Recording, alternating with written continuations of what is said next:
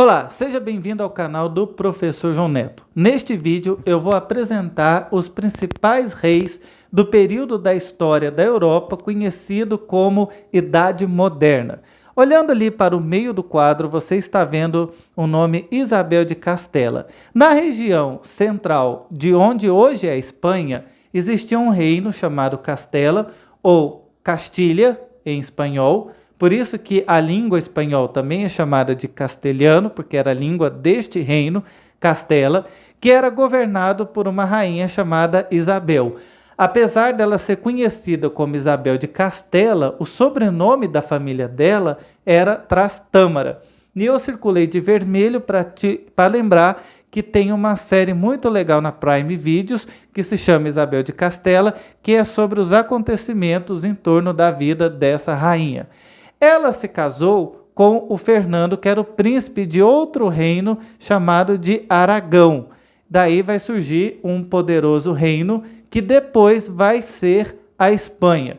Isabel de Castela e Fernando de Aragão tiveram filhos, e aí eu destaquei 3 nomes para compormos o quadro. Uma delas é a Maria de Aragão, que se casou com Dom Manuel, que era rei de Portugal, quando Cabral chegou aqui onde hoje nós chamamos de Brasil.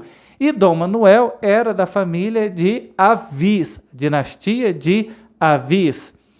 A outra filha de Isabel de Castela com Fernando de Aragão, que você vê ali no centro do quadro, era a Joana, conhecida como Joana de Castela, que se casou com Filipe da Áustria, que era da família Habsburgo, a família mais importante da Áustria naquele período, a família mais poderosa da Áustria. E eles tiveram 2 filhos, a Catarina de Áustria, que foi regente de Portugal antes do Dom Sebastião, por isso você vê aqueles 2 asteriscos, e o Carlos V, que se tornou governante do Sacro Império Germânico, onde hoje é a Alemanha, no período em que Lutero estava conduzindo a chamada Reforma Protestante. Então é Carlos V quem condenou Lutero na Dieta de Worms. Carlos V se casou com Isabel de Portugal, como você pode ver pela linha, era filha de Maria de Aragão com o rei Dom Manuel.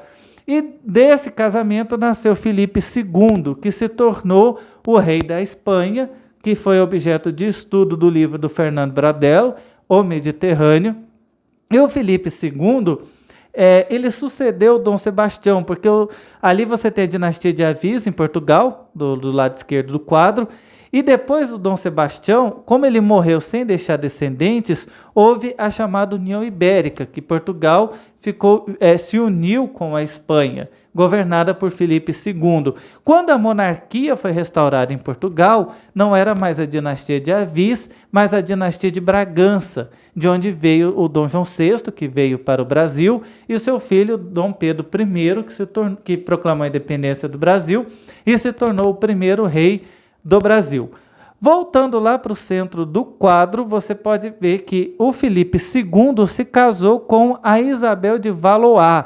A família Valois era a família mais poderosa da França. Isabel de Valois era filha do rei Francisco I da França, Valois, casado com Catarina de Médici. Médici era a família mais importante da Península Itálica. A Catarina de Médici ficou muito famosa pela Noite de São Bartolomeu, aquele episódio em que ela mandou executar os protestantes da França, chamados de huguenotes. Isso é retratado no filme A Rainha Margot, um ótimo filme também sobre isso. E depois da dinastia Valois na França é que assumiu a dinastia Bourbon, cujo principal rei foi o Luís XIV, que é o rei mais famoso do absolutismo europeu, que ficou conhecido pela frase "o Estado sou eu", e também conhecido como o Rei Sol. E a outra filha de Isabel de Castela com Fernando de Aragão, voltando para o centro do quadro, era Catarina de Aragão, que era a esposa de Henrique VIII, que era rei da Inglaterra, da família Tudor. Circulei de vermelho porque tem também uma série chamada Tudor.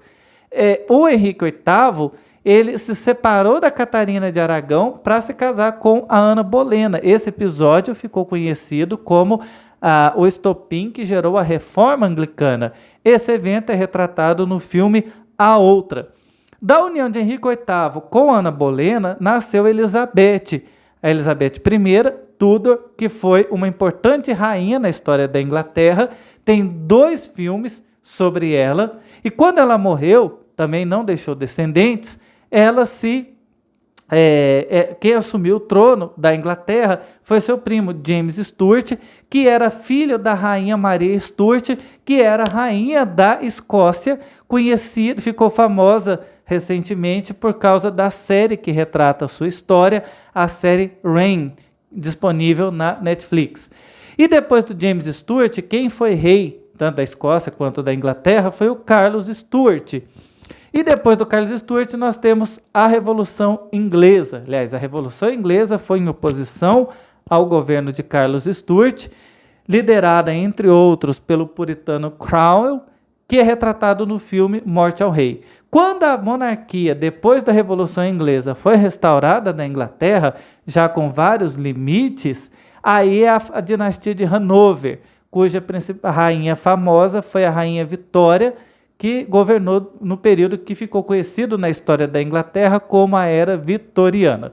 Então eu te mostrei aí nesse quadro uma visão panorâmica dos principais reis e dinastia que governaram a Europa no período da chamada Idade Moderna. Estava esquecendo de falar que a dinastia de Avís em Portugal aparece no filme O Quinto Império. Então nesse quadro você viu as ligações entre eles, por parentesco, seja por ser filho ou com quem se casou, ok? Então, se você ainda ficou com alguma dúvida, deixe nos comentários que eu respondo lá nos comentários, ou quem sabe gravo um vídeo para responder, tirando as dúvidas que surgirem. E se você gostou, se inscreva no canal. Se você gostou desse vídeo, curta para o YouTube perceber que há essa interação e assim você ajudar o canal. Se inscreva no canal, ative o sino para receber as notificações dos novos vídeos e navegue pelos vídeos antigos do canal, porque tem muito conteúdo